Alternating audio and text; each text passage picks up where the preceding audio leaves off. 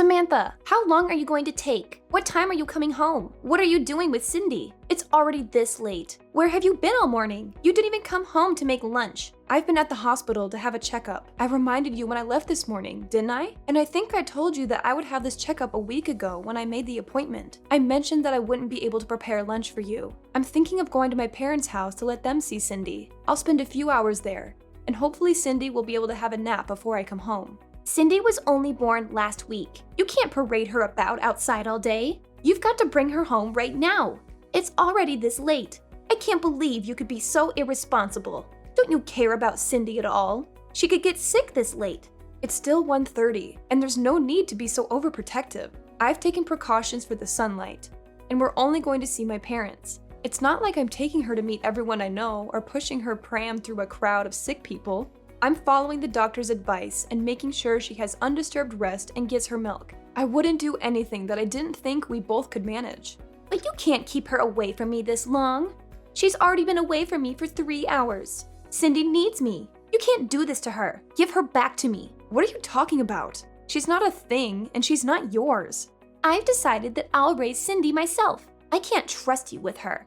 I've watched how you've been with her for the past week, and it's obvious that you're no good as a mother. You don't know how to take care of her. If you raise her, she'll end up unhappy. Or worse, she'll be unhappy and she'll be rebellious. It's people like you that end up raising criminals. I can't just stand by and watch you ruin her life. The best thing for Cindy is if you give her up. I'll raise her as my own daughter. She's mine, so give her back. Cindy is my first child, so of course I don't expect to be able to do things perfectly all by myself. That's why I've been listening to all the advice you've been giving me this week, and I'm really happy that you're helping. But no matter what I do, you keep on complaining that I'm doing things wrong. So that's what you're thinking of me? I'm doing my best to help you. How can you be so ungrateful? I bet you think that I'm in the way, don't you? You're the one that's living in my house. I'm letting you stay here. I'm providing the roof over your head, and I don't even ask for rent. I've done so much for you. And this is how you repay me? This is why I never approved of Alex marrying a woman like you. You're the one that asked that we moved in with you. Alex and I were living together in our own house after we got married, and we planned to stay there. But you wanted us all to live together. You were the one that said you always wanted to live with your grandchild. You pretty much forced us to move in with you once you found out that I was pregnant. And I had to go through all the trouble of moving houses when I was already really big. Why do you have to put it like that? I never forced anything. Just ask Alex. He was delighted to move back in with us. I've done so much for you. It wouldn't hurt for you to show a little more appreciation, too. Can't you at least say thank you? I think I deserve a lot more. But I shouldn't expect anything from you. Appreciation? I had a lot more of that when I first met you. But ever since I married your son, and you started to show your true colors, it's become a lot more difficult. Especially after we moved in together. And you wouldn't stop making hurtful comments about the way I did chores and the way I prepared dinner. The stress and fatigue just piled up and up. And I couldn't please you no matter what I did. I didn't know you could get any ruder. When have I ever made hurtful comments about anything you've ever done? If I've made comments, it's just because I'm giving you advice as your senior in life. If you think I've been hurtful, it's because you're trying to make me out as the bad person in this story. I'm an adult too. I understand the difference between advice and sarcastic, backhanded comments. And it's not just those comments. You don't like the food I make, even though I've done my best to follow your recipes. And if you really don't like my cooking, then you can always make your own. But you insist on having me prepare your serving too. And sometimes you throw it all away right in front of me. It's not just insulting, it's wasteful. Did you really think that I could just brush that off as advice? I don't understand how you could do something so mean just for the sake of showing me you don't like my cooking. I threw it away because it didn't taste good. What's the problem? Did you really think that it was good enough to serve to Alex and my husband? Nobody would want to eat something disgusting like that. So I saved them the trouble. I just did what they would have wanted to do anyway. If anything, you should be thanking me for not letting them eat something as horrible as that slop you call food. That's what I'm talking about. In the past few months we've spent living together, you've never eaten my food without making a face, a comment, or throwing it all away. On top of that, you were making me do all the housework right up until the birth. I couldn't have a moment's rest while you were around, even though my back hurt and my feet hurt, and I was so tired. Even when my contractions started and I was begging for you to call an ambulance because Alex was out, you wouldn't call and told me that I was overreacting. I couldn't even get to the phone myself. I thought I was going to give birth right where I was. It wasn't until Robert passed by my room and noticed that my water had broken that I was finally able to go to the hospital. I'm grateful for my father-in-law's care and consideration. But if you want me to be grateful for you, then you'll have to do something I can be grateful for first. You shouldn't expect everyone to do everything for you. You could have gone to the hospital by yourself. You're so spoiled. It shows that your parents must have been overly protective of you as a child. No wonder you're so disrespectful towards me. Did you really think that I could drive all the way to the hospital safely when I was getting contractions every 5 minutes? Even after I gave birth, you didn't say anything to me. You didn't ask me how I was doing, not even a word about how well I had done, even though I was in labor for 15 hours. I was too busy thinking about Cindy. What did you expect? My first and only priority was the baby. So what if you gave birth? It's nothing special. I gave birth too, and you don't see me begging everyone for praise and compliments. I didn't expect you to compliment me, but I think anybody would be happy to hear something from their family, and anything would have done. And I'd like to remind you that I was only discharged from the hospital a week ago. I've been waking up over and over in the middle of the night to feed Cindy. I haven't had any sleep at all this past week. I'm still trying to get used to a lot of new things, a lot of new emotions and a new sleep routine. And I'm literally all over the place. But you're still making me do all the housework. I thought you said that it would be better for us all to live together because you'd be able to help out with the baby. But you haven't been doing anything. Even though Alex and his dad say that I don't have to do anything, to rest when I can, and not to push myself too hard, I have to do everything while they're at work because you won't do anything. Oh, you really are spoiled. You were the one that married my son, not the other way around. What's the point in having you here if you're not going to do the chores? You can't seriously think that you can spend your days just laying around doing nothing. You're being childish if you think that's how things work.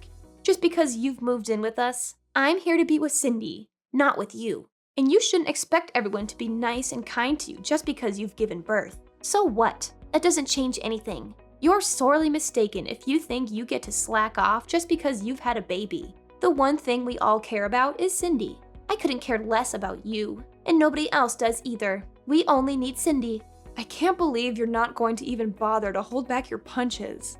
I take it you mean that there's no use for me at your house if I'm not going to do all of your housework for you? That's right. I'm glad you finally understand. We only need Cindy to make us happy. I don't need a rude, disrespectful, annoying daughter-in-law like you around the house. If you're not even going to do what you're here for, even if you did do the chores and prepare our food, you're useless. I end up having to redo everything you do anyway. You are just wasting my time. And having you here is a waste of space, too. So we don't need you here. So you think I'm rude and useless? All right. What? Am I wrong? I don't think I said anything you couldn't understand. I made it quite clear. We don't need you in this house. To be honest, I'd prefer if you'd leave as soon as possible and never come back. You don't have to worry about Cindy. She'll be in good hands. We'll raise her without you. I think that's best for her as well. She doesn't need a useless woman like you as her mother. I just want to check if you want me to leave. Then that means you don't want to live with me, doesn't it? How many times do I have to tell you? I don't want to live with you and I want you out of my house. Do you understand? Yes, I do. I understood that perfectly. Then I won't be coming back. I'll be staying at my parents' house. They've got a spare room that I can use, so there's no reason for me to return today. I'll go and get my things another day. Will that make you happy? Of course. Do whatever you want. You're an adult. I don't care where you stay, as long as it's not in my house. Nobody in this house is waiting for you to return anyway. I'll have Alex go and collect Cindy from you when he gets home from work. So make sure she's had her rest, and you've got all her things ready by then. I'll let you spend these last few hours with her, at least. You're not going to come back to this house, so this will be the last time you ever see her. I'm glad you finally come to your senses. You're not fit to be a mother. I understood the part about not coming back to stay in your house, but you're wrong about one thing. I am not handing my daughter over to you. Cindy is staying with me. I'm her mother. What are you talking about? I just told you you're not fit to be a mother. Are you going to take her away from me? You can't do that. She needs me. Oh, you think that I'm not fit to be a mother because I need support to raise her? And because I can't handle all of the housework on just 1 hour of sleep a night? You expect the impossible from me. You're saying that I'm taking her away from you, but you're not her mother. She was never yours to begin with. She's my granddaughter. That makes her mine.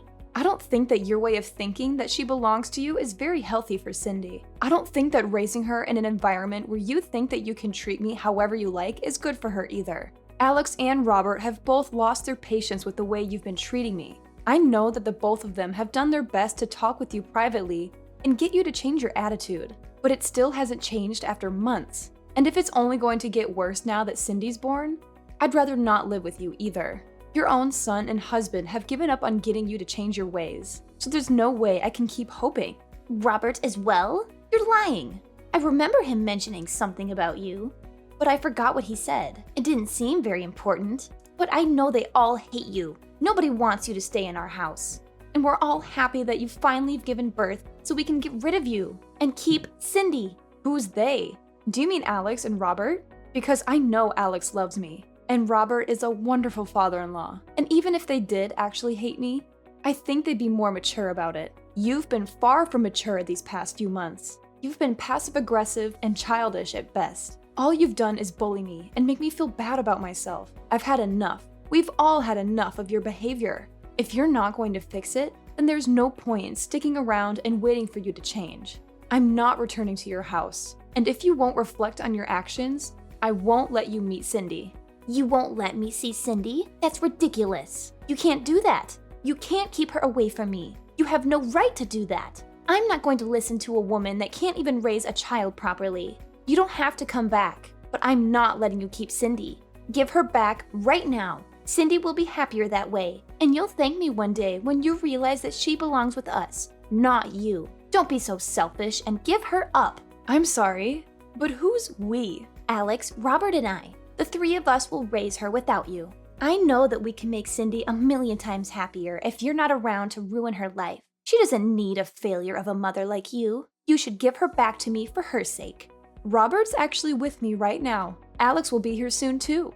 He's already asked his manager for the rest of the day off after he's finished in his meeting. The truth is, it wasn't a hospital appointment I had this morning. I'm sorry I had to lie, but you wouldn't let me leave the house until I said that I would be going to the hospital. What? Then where were you? What were you doing? I was being honest when I told you I would be going to my parents' house, but I was somewhere else this morning. I went to have a viewing of a house with Robert to get his opinion. You went to see a house? But why would you do that? I didn't tell you to leave my house until an hour ago. And why would you need my husband's opinion?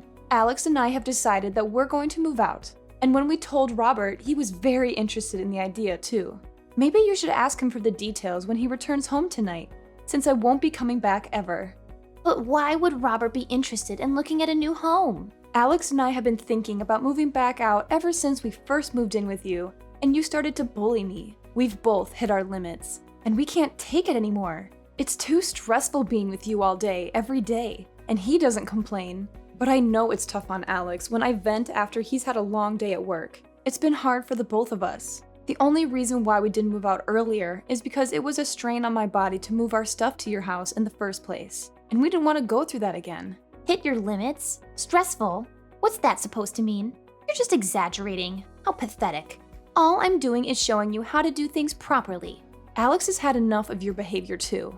He can't stand the way you speak to me, and he knows that you've been throwing away the food I make as well. He knows about how you follow me around when I do the laundry and the washing up, nitpicking at every single thing. He promised me that we would make preparations so that we can move out as soon as the baby was born. And he kept that promise. He found a few places that were open for viewing, and cut the choices down to 2 places so I wouldn't have to go back and forth.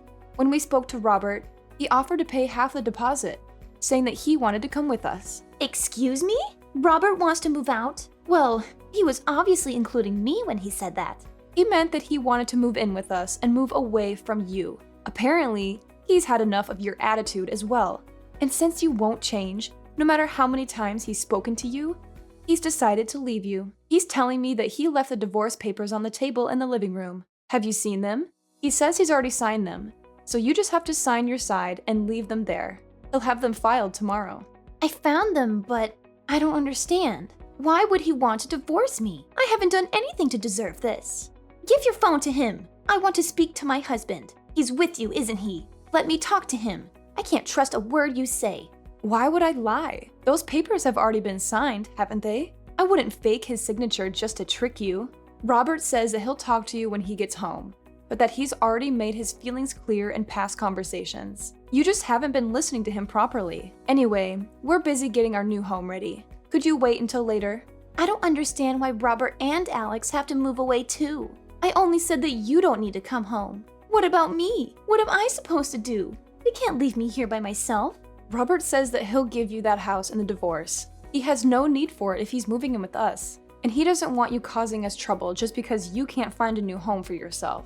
You're lucky he's being so generous. Alex and I have no intention of living with you ever again. And of course, we're not going to give you our daughter.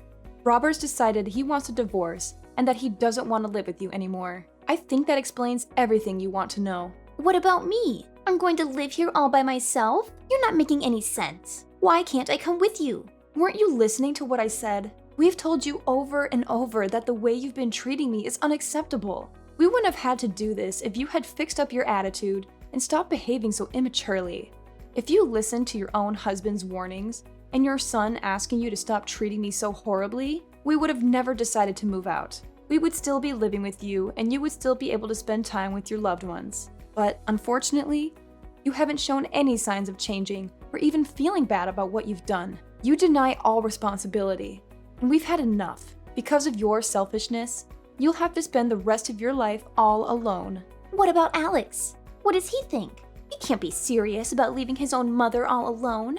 I raised him. He's better than that. He would never abandon me like this. You've tricked him into thinking that I'm the bad person and convinced him and my husband to follow you. Have you forgotten that Alex was the one that always was intervening and defending me from you when we first moved in? He was doing his best to keep himself between you and I when he could, and making sure that I wasn't stuck with you alone when he was at home. But then he had to start a new project at work and was coming home tired more often, and didn't even have the strength to argue back to the things you were saying to me. The stress of work and your treatment of me was accumulating for him too. That's when he promised that he would find us a new place to live. We realized that the best way to deal with the situation was just put up space between us and you, for the sake of our physical and our mental health. You're lying. Alex would never want to leave me, and Robert can't be serious about getting a divorce at this age. I'll never be able to get remarried. I'll be alone. Can't he rethink the divorce? I'll do anything. He's not honestly thinking we should get divorced, is he? You'll have to talk to Robert directly about that, though he says that there's nothing more to say. And we've already chosen a new home that has enough room for the three of us and Cindy. Robert is welcome to live with us, but there's no room here for you. Moreover, Robert's actually put a lot of money into this house for us. He's been very considerate since Alex and I had to pay a lot for the hospital bills last week. We don't plan on telling you where our new address is either. But I'll never be able to see Cindy ever again. Are you honestly going to separate us? I'm not going to let you see her. You'll have to show that you can change first. I don't know if you can, but if you want to see her, you'll have to. I don't plan on meeting you until then either.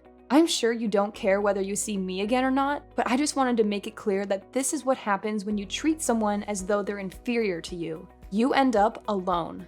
What did I do to deserve this? Why is everyone leaving me behind? They're telling me that I have to spend the rest of my life, my elderly years, all alone? That's too much. You don't have to go this far. I thought I would be able to spend the last 20 years of my life taking care of my grandchild. I wanted to have peace and quiet and not worry about any of the chores or worry about money. This isn't what I wanted. I was dreaming of my life as a grandmother, but now I'll have to get a job. I have to do everything myself. I won't be able to see my family. That's not fair. Really? I guess you hoped that I would be the person to take care of all the chores and plan to live off your husband's saving and pension, all without lifting a finger yourself. But you ended up breaking that dream with your own hands. You should have been more respectful towards the people around you if you wanted them to love and take care of you. I'm tired of you complaining about every little thing I do, but now you'll have to do everything yourself, and you won't be able to see your family ever again.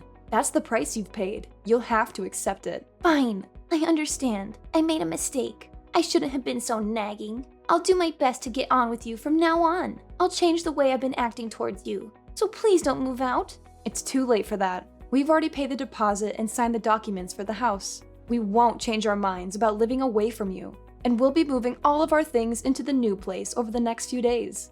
We're all going to live here in peace without you.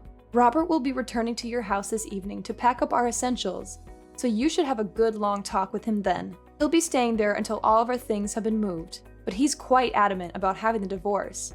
So I suggest you forget about talking him out of it, and talk about how you can make an effort to change your behavior. That way, you might have a chance to meet Cindy in the future. Samantha, I'm sorry. Let's all live together. I don't want to be alone. I think we might have gotten off to a bad start, but I'll change. I'll do whatever it takes. I'm sure you'll come to understand why I was so harsh towards you. It was for your sake, but I won't do that anymore.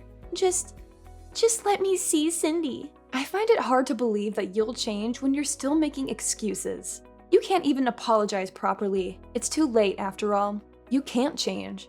Besides, you were saying yourself that you don't want to live with me, remember? I confirmed over and over, and you said that you wanted me to leave. Well, I don't want to live with you either. I hope you'll enjoy your final years without a rude, useless woman like me in the way.